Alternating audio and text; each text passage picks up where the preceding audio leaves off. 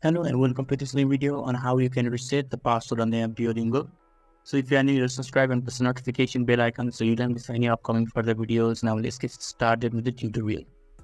Firstly, on the taskbar, there is a search bar. So you just need to click on it and type the app that you want to search, which is Duolingo, and if the search result, the Duolingo has already been shown. So I just click on it and the Duolingo app will be open. Since I already have an account, I just click on it.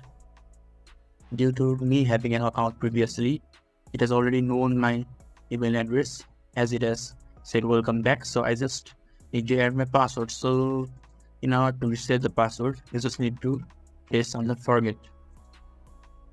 After that, you need to add your email address, and below the email address there is a submit button. You just need to submit here, and we just need to check our email. I'll just go and check the email address.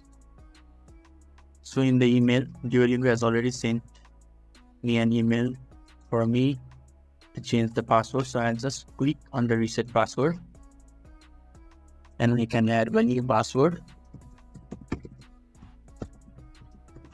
And I need to confirm my new password as well,